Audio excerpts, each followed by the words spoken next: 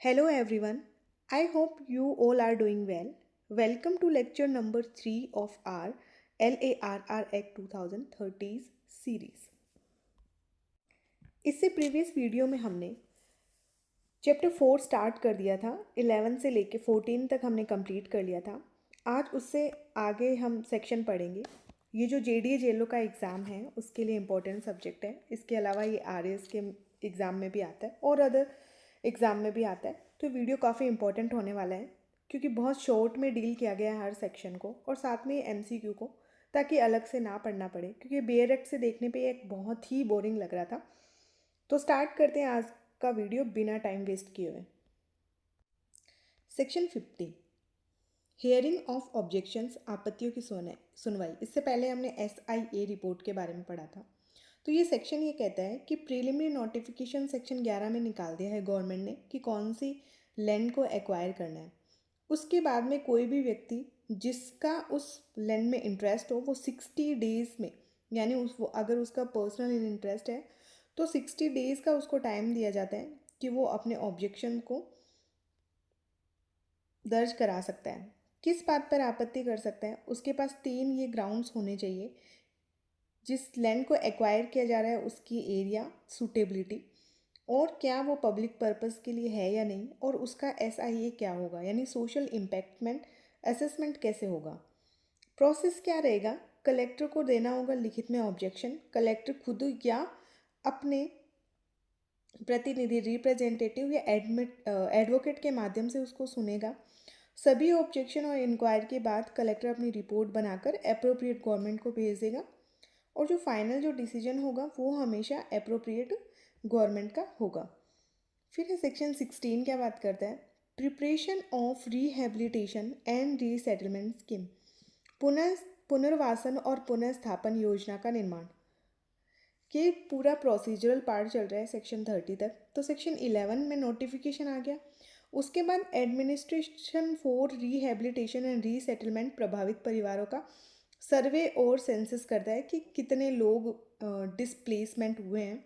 क्या क्या देखा जाएगा कि क्या जो लैंड एक्वायर की जा रही है वो कैसी है और उसकी इमूवेबल प्रॉपर्टीज़ क्या है, कि कहीं उसमें कोई मशीनरी तो नहीं है या ऐसी कोई चीज़ तो नहीं है जो इनमूवेबल बन गई है, या लैंड लूजर्स या लैंडलेस की लाइवलीहुड पर असर, ये सब चीज़ें देखी जाएगी। फिर पब्लिक यूटिलिटीज़ और गवर्नमेंट बिल्डिंग देखी जाएगी, कितनी एमिनिटीज़ यानी सुविधाएं हैं और इंफ्रास्ट्रक्चर फैसिलिटीज़ है वहाँ पे, और कॉमन प्रॉपर्टी रिसोर्सेज क्या है, ये सब भी देखे जाएंगे। इसके बाद एडमिनिस्ट्रेटर क्या करेगा? एक ड्राफ्ट तैयार करेगा जिसको बोला जाएगा draft rehabilitation and resettlement scheme, RR scheme. इसमें ये सब चीज़ें होंगी जैसे पुनर्वास के योग्य व्यक्तियों के एंटाइटलमेंट, रीसेटलमेंट एरिया में मिलने वाली सुविधाएं, गवर्नमेंट बिल्डिंग की व्यवस्था, योजनाओं को लागू करने की टाइम लिमिट, यानी ये सब चीज़ें इसमें इंक्लूड की जाएगी। फिर है सेक्शन 17, पुनर्वास और पुनर्स्थापन योजना की समीक्षा, कि जो रिहेबिलिटेशन और रीसेटलमेंट स्कीम तैयार की गई थी सेक्शन 16 में, उसका रिव्यू किया जाएगा 17 में। तो इनके टाइटल हम देख सकते हैं। सेक्शन 16 में एडमिनिस्ट्रेटर ने तैयार की थी ये रिपोर्ट ड्राफ्ट RRA स्कीम की, उसका रिव्यू किया जाएगा। कैसे किया जाएगा? कलेक्टर ड्राफ्ट RRA स्कीम का रिव्यू करेगा। पावर किसके पास में है? कलेक्टर के पास में। और ये रिव्यू किस चीज़ में सहायता करेगा? कमेटी की सहायता करेगा। रिहेबिलिटेशन और रीसेटलमेंट कमेटी जो है उसकी सहायता से होगा। और कलेक्टर अपने सजेशन के साथ स्कीम को कमिश्नर या RRA के पास अप्रूवल के लिए भेज देगा। ये सिंपल सा इसका प्रोसेस है। फिर section 18, approved that RR scheme to be made public. जैसे ही अप्रूव्ड हो जाएगी इसको पब्लिक डोमेन में पब्लिश करना पड़ेगा ताकि सबको पता चले, जिसकी भी लैंड एक्वायर की जा रही है या जो भी इंटरेस्टेड पर्सन है उन सबको। तो अप्रूव्ड RR स्कीम को जनता के लिए उपलब्ध और प्रकाशित करवाया जाएगा। इस स्कीम को कैसे उपलब्ध करवाया जाएगा? पंचायत, म्यूनसिपैलिटी, म्यूनसिपल कॉरपोरेशन में उपलब्ध करवाया जाएगा, यानी जहाँ जहाँ ये ज़मीनें हैं। इसके अलावा डिस्ट्रिक्ट कलेक्टर, SDM, तहसील ऑफिस में भी रखा जाएगा और जो अफेक्टेड एरिया है वहाँ प्रकाशन करवाया जाएगा, गवर्नमेंट की वेबसाइट पर अपलोड किया जाएगा। और ये भी किस लैंग्वेज में होगी, लोकल लैंग्वेज में होगी, ताकि आम जनता के द्वारा उसको बहुत आसानी से समझा जा सके। सेक्शन 90 ये बेरेक में बहुत लेंदी दे रखा था। Publication of declaration and summary of rehabilitation and resettlement, घोषणा और योजना के सार का प्रकाशन, यानी कैसे कैसे उसकी डिक्लेरेशन की जाएगी। जनरल तो ये इतनी सी बात है कि जो एप्रोप्रिएट गवर्नमेंट है सेक्शन 15 की रिपोर्ट पर विचार करने के बाद अगर सेटिस्फाई हो जाती है तो उस भूमि को पब्लिक पर्पस के लिए आवश्यक है तो एक डिक्लेरेशन जारी करेगी और स्कीम की समरी भी प्रकाशित की जाएगी कि सारी डिटेल उसमें होगी। क्या क्या होगा इसमें, ये है डिक्लेरेशन रीसेटलमेंट एरिया के लिए होगा, अफेक्टेड फैमिली के रिहेबिलिटेशन और रीसेटलमेंट के उद्देश्य से। डिक्लेरेशन जारी करने से पहले रिक्वायरिंग बॉडी को भूमि अर्जन की लागत के लिए एक निर्धारित राशि गवर्नमेंट को जमा करवानी पड़ेगी और फिर जैसे ही ये सारे काम हो जाते हैं उस रिपोर्ट का प्रकाशन कर दिया जाएगा, पब्लिकेशन कर दिया जाएगा। उस डिक्लेरेशन में एक्चुअली होगा क्या, तो डिस्ट्रिक्ट या जो भी टेरिटोरियल डिवीज़न है उसका नाम होगा, जहाँ पे भी वो लैंड स्थित है, वो भूमि स्थित है। ये भी लिखना होगा कि वो किस पर्पज़ के लिए, क्या वो पब्लिक पर्पज़ के लिए, और कितना एरिया उसको चाहिए, अप्रॉक्सीमेट एरिया। और यदि कोई प्लान बनाया गया है तो बिना खर्च के प्लान देखने का स्थान यानी प्लेस ऑफ इंस्पेक्शन, ये सब देखा जाएगा। इम्पॉर्टेंट पॉइंट ये है कि ये रिपोर्ट ऑफिशियल गैजेट में होंगी प्रकाशित, इसके अलावा 2 लोकल न्यूज़पेपर में। कौन सी लैंग्वेज में होगी ये याद रखना है, लोकल लैंग्वेज में होगी। और पंचायत म्यूनसिपैलिटी कॉरपोरेशन में होगी, डिस्ट्रिक्ट कलेक्टर एसडीएम तहसील के ऑफिस में, एप्रोप्रिएट गवर्नमेंट की वेबसाइट पर भी होगी।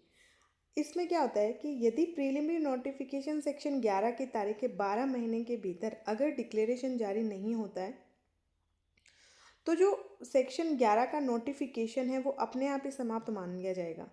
कोर्ट के स्टे या इंजेक्शन की अवधि 12 महीने में की गणना में नहीं जोड़ी जाएगी। तो जैसे ही प्रीलिमिनरी नोटिफिकेशन निकाला उसके 12 महीने के भीतर ही ये डिक्लेरेशन करना ज़रूरी है। तो यहाँ 2 लिमिट आई थी, पहले हमने पढ़ी थी पिछले वीडियो में 12 महीने और इसमें भी है 12 महीने। जैसे ही डिक्लेरेशन हो जाती है सेक्शन 19 में, उसके बाद में तैयार किया जाता है एक भूमि का सीमांकन, मापन या नक्शा, marked out, measure and plan किया जाता है। कौन तैयार करेगा, कलेक्टर तैयार करेगा। मार्कआउट, अच्छा वर्ड है मार्कआउट, यानी सीमांकन करना। भूमि का सही मेजरमेंट करवाया जाएगा। अगर कोई नक्शा पहले से तैयार नहीं है तो एक नक्शा तैयार होगा और उस स्पेसिफाइड जो एरिया है जिसको एक्वायर किया जाना है उसको चिन्हित किया जाएगा। और भूमि की सही सीमा निश्चित करना, उद्देश्य क्या है, अर्जन की जाने वाली भूमि का सही क्षेत्रफल पता रखना, कंपनसेशन निर्धारण करने के लिए आधार रखना और आगे की कार्यवाही जैसे नोटिस या अवार्ड में भी ये सहायता होगा। तो ये 30 तक बिल्कुल प्रोसेस वाला पार्ट चल रहा है। इसमें सेक्शन 20 में क्या होगा, हमें सिर्फ इतना याद रखना है कि मार्किंग और मेजरमेंट किया जाएगा, प्लान तैयार किया जाएगा और मैप तैयार किया जाएगा।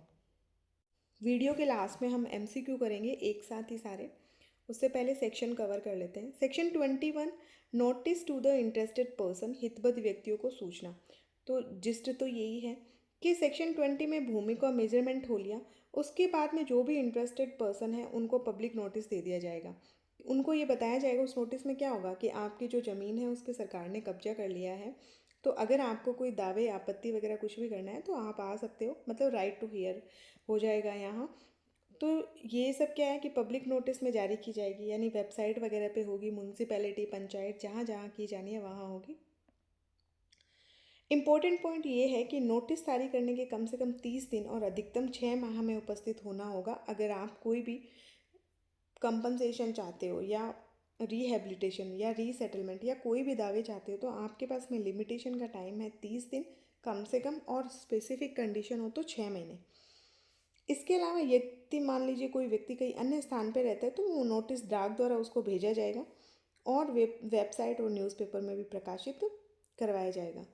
फिर सेक्शन 22 बात करता है नाम और हित संबंधी विवरण मांगने की शक्ति।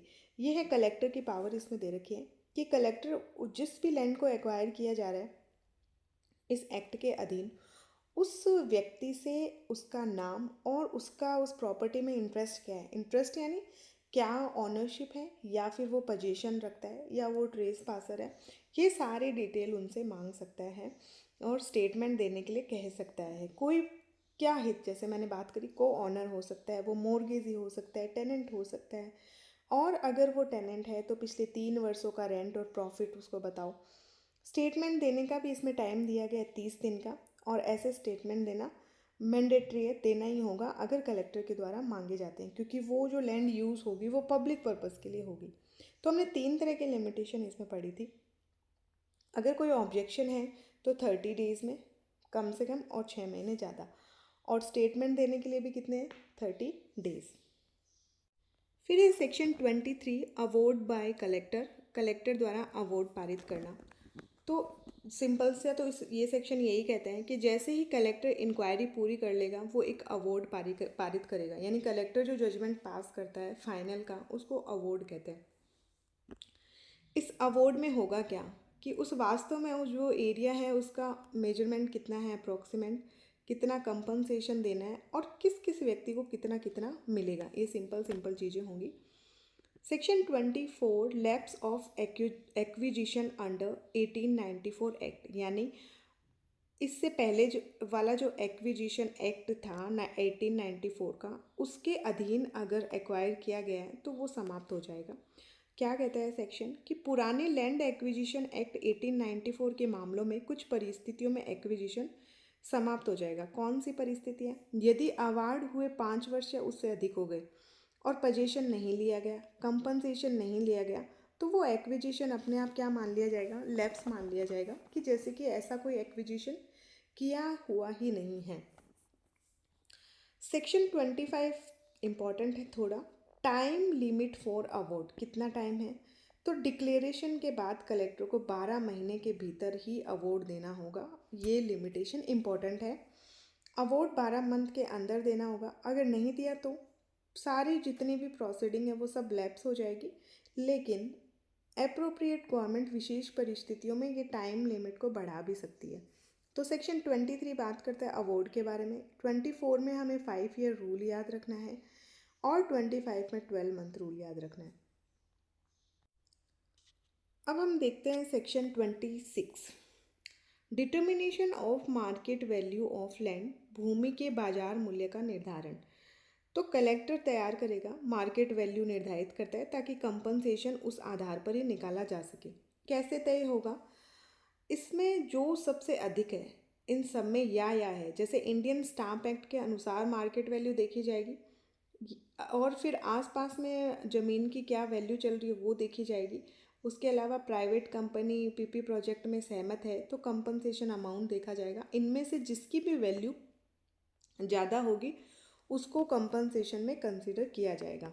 फिर 27 है कि उस राशि को डिक्लेरेशन कैसे करेंगे, यानी कंपनसेशन जो दिया जा रहा है लैंड एक्वायर के बदले में उसको डिटरमाइन करना सेक्शन 27 में है। कैसे करेगा?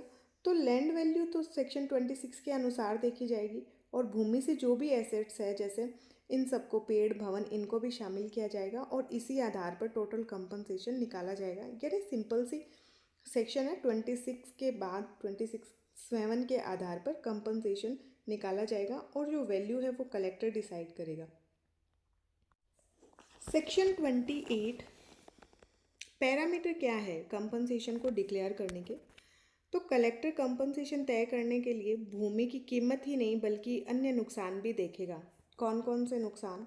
जैसे कि जिस टाइम कंपनसेशन दिया जा रहा है या लैंड एक्वायर की जा रही है उस समय कोई खड़ी फसल है और नुकसान हो रहा है पेड़ों को, या कोई भूमि अलग हो रही है, या कोई अदर प्रॉपर्टी है, आय है, उससे नुकसान हो रहा है, या घर या व्यवसाय बदल रहा है, या लाभ में कमी आ रहा है, ऐसा कुछ भी होता है तो वो सब भी ध्यान में रखा जाएगा। अब हम बात करते हैं सेक्शन 29 की, determination of value of thing attach to earth. फिर जो अटैच टू अर्थ है यानी भूबद्ध जो वस्तुएं हैं जो स्थायी रूप से पृथ्वी से जकड़ी हुई है, जो टीपीए में डेफिनेशन दे रखी है इसकी, उनका निर्धारण कैसे किया जाएगा? तो जो भी भूमि पर बने हुए भवन हैं तो उनको तो अलग किया नहीं जा सकता, पेड़ पौधे इन सब का, तो इनका फिर वैल्यू अलग से निकाली जाएगी। कौन तय करेगा? इंजीनियर तय करेगा, और इसके अलावा कृषि या वानिकी जो विशेषज्ञ वो तय करेंगे, और इसके साथ साथ अगर किसी फसल का नुकसान हुआ है तो वो भी देखा जाएगा। और इस चैप्टर की 4th चैप्टर की लास्ट सेक्शन है सेक्शन 30, अवॉर्ड ऑफ सोलिटियम। सोलिटियम का अवॉर्ड यानी भूमि अधिग्रहण से होने वाली परेशानी के लिए जो अतिरिक्त राशि दी जाती है उसको कहते हैं सोलिटियम।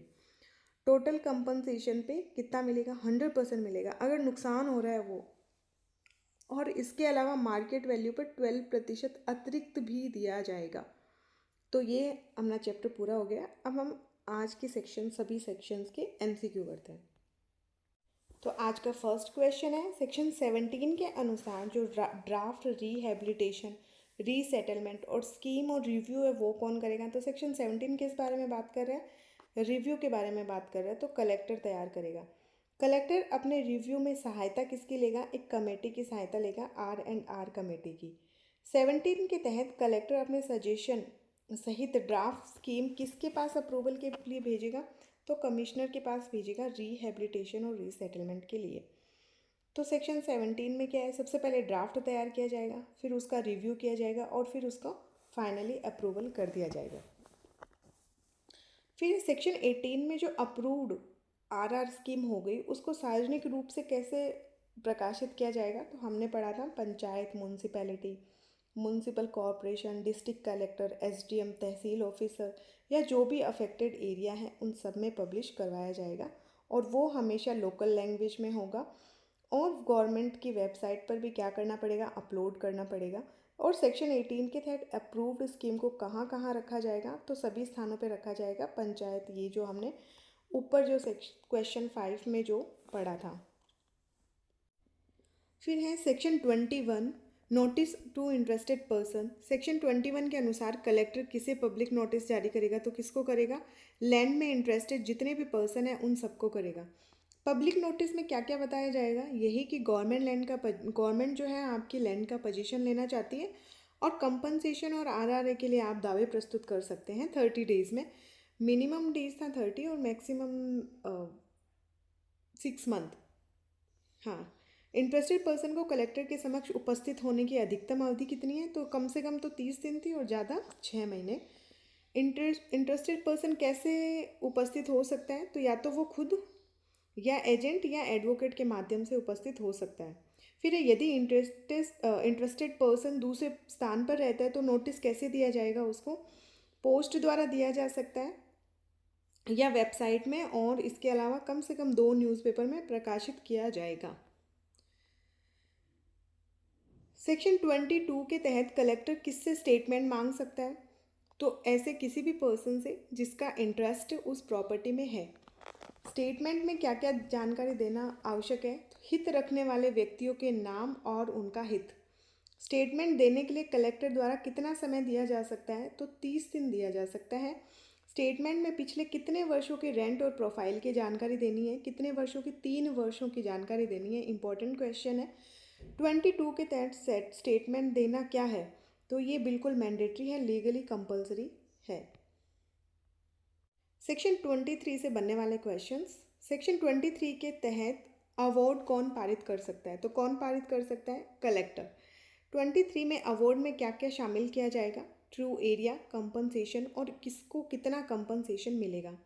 अवार्ड में कंपनसेशन का बंटवारा किस आधार पर करवाया जाएगा? तो इंटरेस्टेड पर्सन के क्लेम और इन्फॉर्मेशन के अकॉर्डिंग करवाया जाएगा। कलेक्टर किसके बाद अवार्ड जारी करेगा? तो जितनी इंक्वायरी है वो पूरी करने के बाद में अवार्ड जारी किया जाएगा। सेक्शन 24 किस एक्ट से रिलेटेड है? तो लैंड एक्विजिशन एक्ट 1894। इस एक्ट से जस्ट जो पहले वाला था। कितने वर्ष बाद लैप्स माना जाएगा अवार्ड को? तो 5 वर्ष या उससे अधिक अवधि के बाद। कौन सी स्थिति होने पर एक्विजिशन लैप्स माना जाएगा?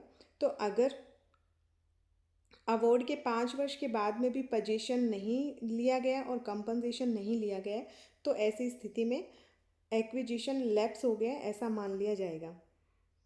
यदि एक्विजिशन लैप्स हो जाता है तो आगे की कानूनी कार्यवाही क्या होगी? तो अर्जन की जो भी कार्यवाही है वो सारी समाप्त हो जाएगी, लैप्स हो जाएगी। सेक्शन 25 के अनुसार डिक्लेरेशन के बाद कलेक्टर को कितने समय में अवार्ड देना होगा? तो 12 महीने में अवार्ड देना होगा। यदि 12 महीने में अवार्ड पारित नहीं किया तो वो जो सारी प्रोसीडिंग है वो लैप्स हो जाएगी। समय बढ़ाने की शक्ति किसे दी गई है, ये इंपॉर्टेंट है। शक्ति अप्रोप्रिएट गवर्नमेंट को दी गई है जिसके भी एरिया में वो लैंड आती है। समय बढ़ाने का निर्णय किस रूप में दर्ज और प्रकाशित किया जाएगा, तो लिखित रूप में दर्ज किया जाएगा और ऐसे आदेश को वेबसाइट पर अपलोड कर दिया जाएगा। फिर सेक्शन 26 किससे रिलेटेड है, तो मार्केट वैल्यू का निर्धारण करने से। मार्केट वैल्यू तय करते समय कौन सा मूल्य लिया जाएगा, तो इन जो 3 लिस्ट देखी थी उस पे जिसका भी मूल्य हाईएस्ट होगा वो देखा जाएगा। और ये 3 वैल्यू कौन सी थी, ये एक तो स्टाम्प वैल्यू उसकी, और उसके जस्ट पास वाले सिमिलर जो भूमि होती है उसकी प्राइस क्या चल रही है, इसके अलावा कंपनसेशन अमाउंट कितना डिसाइड हुआ है। इन तीनों चीज़ों को देखकर ही मार्केट वैल्यू तय की जाएगी। तो सेक्शन 27 किससे रिलेटेड है, मार्केट वैल्यू से। 26 मार्केट वैल्यू से और अमाउंट ऑफ कंपनसेशन से 27। 27 के तहत कंपनसेशन निर्धारित करते समय उसमें क्या शामिल किया गया था, तो जो भी भूमि के एसेट है, इमूवेबल प्रॉपर्टी जैसे वन हो गया, खड़ी फसलें, ये सब किया जाएगा। 28 कंपनसेशन तय करते समय किन चीज़ों का ध्यान में रखा जाएगा, तो इन सब का ध्यान में रखा जाएगा कि नुकसान कितना हुआ है, प्रॉफिट में कोई कमी तो नहीं आई है, और घर या व्यवसाय बदलने से कितनी कॉस्ट आ रही है वो सब इंक्लूड किया जाएगा। सेक्शन 20 में अर्निंग के नुकसान को भी ध्यान में रखा जाता है ना, बिल्कुल सही बात है। 29 किससे रिलेटेड है, value of things attach to earth. Building का मूल्य कैसे निर्धारित किया जाएगा, तो एक्सपर्ट इंजीनियर के द्वारा किया जाएगा। पेड़ पौधे का मूल्य कौन निर्धारित करेगा, तो एग्रीकल्चर फॉरेस्ट एक्सपर्ट जो है ये सब उसकी वैल्यू को डिसाइड करेंगे। तो आज हमने चैप्टर 4 कंप्लीट कर लिया है 30 तक। अब नेक्स्ट चैप्टर हम करेंगे नेक्स्ट क्लास में। Thank you so much, keep watching and stay tuned.